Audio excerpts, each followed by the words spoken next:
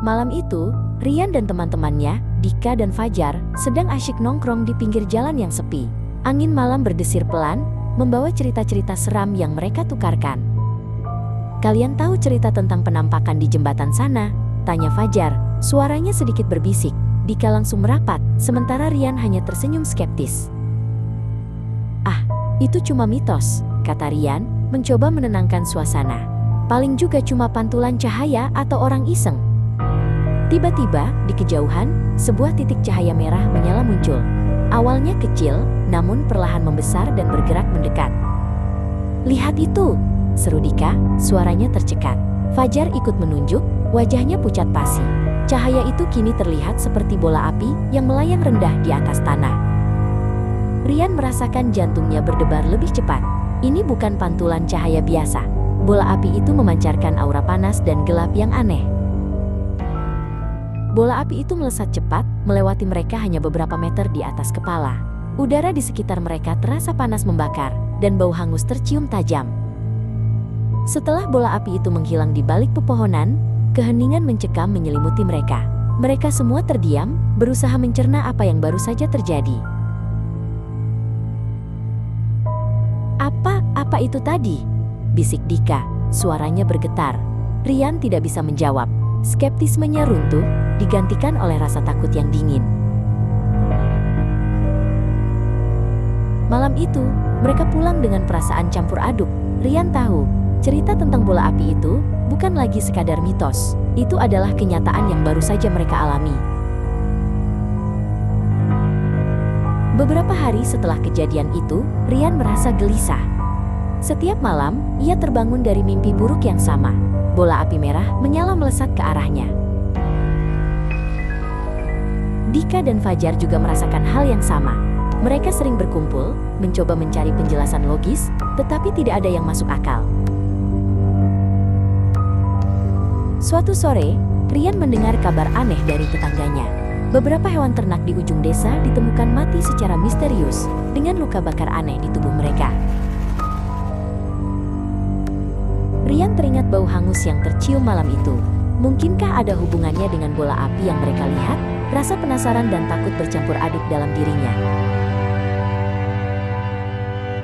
Ia memutuskan untuk mencari tahu lebih banyak.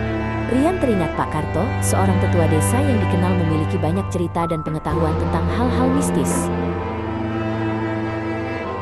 Pak Karto menyambut Rian dengan tatapan serius. "Jadi, kau melihatnya, nak?" tanyanya, seolah sudah tahu apa yang akan Rian ceritakan. Pak Karto menjelaskan bahwa bola api itu adalah bola api pembawa pesan, sebuah entitas kuno yang muncul ketika ada ketidakseimbangan besar atau dendam yang belum terbalaskan di suatu tempat. "Biasanya, ia hanya lewat," kata Pak Karto. "Tapi jika ia mulai meninggalkan jejak, itu berarti pesannya belum tersampaikan, atau ada yang menghalanginya." Malam itu, saat Rian dalam perjalanan pulang, ia melihatnya lagi. Bola api itu tidak lagi melesat. Ia melayang perlahan, mengitari sebuah rumah di ujung jalan. Malam itu, Rian sedang nongkrong bersama teman-temannya di tepi desa, di bawah langit yang gelap bertabur bintang. Tawa dan obrolan ringan mengisi udara, namun tiba-tiba, keheningan mencekam menyelimuti mereka. Dari kejauhan, sebuah bola api merah menyala melesat cepat melintasi langit malam, meninggalkan jejak cahaya yang mengerikan. Rian merasa merinding, firasat buruk menyelimuti hatinya. Keesokan harinya, Rian pulang ke rumah. Perasaan tidak enak masih menghantuinya. Ia mencoba melupakan kejadian semalam, menganggapnya hanya sebuah fenomena alam yang aneh. Namun, saat ia melihat adiknya, Anya, senyum ceria yang biasa menghiasi wajah Anya tampak memudar. Ada lingkaran hitam di bawah matanya dan ia terlihat lesu. "Kak, aku merasa tidak enak badan," bisik Anya. "Semalam aku mendengar bisikan aneh di kamarku, seperti ada yang memanggil namaku." Rian teringat bola api itu.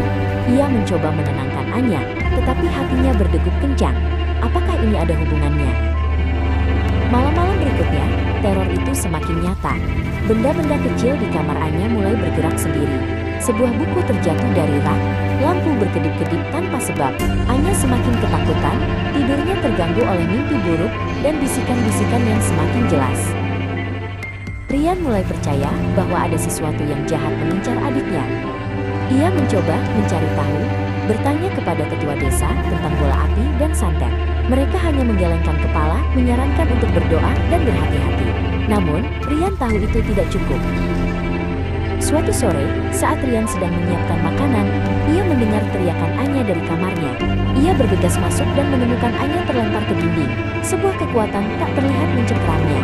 Vas bunga di meja samping tempat tidur pecah berkeping-keping. Rian berusaha memeluk Anya, melindunginya, tetapi kekuatan itu terlalu besar. Anya meronta dalam pelukannya, seolah ada yang menariknya.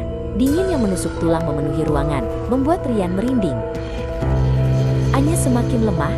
Ia tidak bisa makan, tidak bisa tidur. Matanya cekung, kulitnya pucat pasi. Bisikan-bisikan itu tidak pernah berhenti, bahkan di siang hari. Rian merasa tak berdaya, menyaksikan adiknya perlahan-lahan dihancurkan oleh kekuatan tak kasat mata. Rian mencoba segala cara, memanggil dukun, melakukan ritual, tetapi tidak ada yang berhasil. Kekuatan santet itu terlalu kuat, terlalu jahat. Setiap upaya hanya memperburuk keadaan Anya, seolah entitas itu semakin marah. Suatu pagi, Rian terbangun oleh keheningan yang aneh. Ia bergegas ke kamar Anya. Adiknya terbaring damai, seolah tertidur pulas, senyum tipis di bibirnya. Namun, saat Rian menyentuhnya, tubuh Anya dingin. Bola api itu telah menuntut korban terakhirnya.